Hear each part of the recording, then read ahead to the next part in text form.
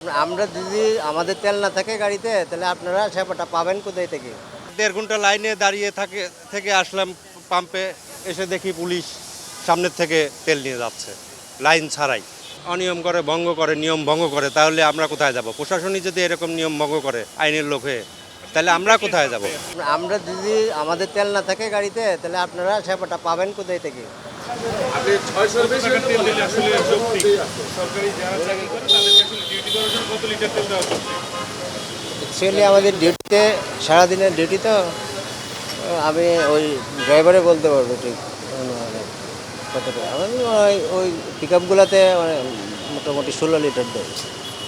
আসলে আমাদের প্রশ্ন হচ্ছে সাধারণ মানুষ আসলে ঘন্টা পর ঘন্টা লাইনে দাঁড়িয়ে আসলে 500 টাকার তেল নিচ্ছে। না, আপনি আমার কথাটা ক্লিয়ারলি বুঝেন। ওই গাড়িটাতে সরকারি ডিউটি করেন, সেটাই বললাম। সরকারি ডিউটিতে তো বারবার করা যাবে না। যেহেতু ঠিক আছে। লাইন ছাড়াই আসলে তেল নিচ্ছে, তাহলে বারবার নেওয়ার তো অপশন রয়েছে। না, বারবার নেওয়ার অপশন না, ঠিক। এই গাড়িটাতে সরকারি ডিউটি করেন।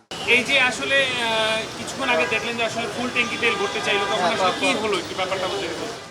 না, আসলে ওনার গাড়িতে তেল ছিলই ফুল, তো আপনার যে আমাদের যে 5 লিটার এর বেশি তো যাবে না, মাত্র তেল গেছে মাত্র 300 টাকা, মানে অর্ধেক তেল গেছে। তারপর উনি বলার পরে তো আর আমি দেই নাই, বা আমার যেটুকু ক্যাপাসিটি আসছিল 5 লিটার এর ভিতরে আমি সীমিত রাখছি। এটা অনেকে অনেক সময় বলে, কিন্তু আসলে বললে তোর কাজ হবে না। আমাদের যে নির্দেশনা দেওয়া আছে ওই নির্দেশনা অনুযায়ী আমাদের কাজ করতে হইতেছে।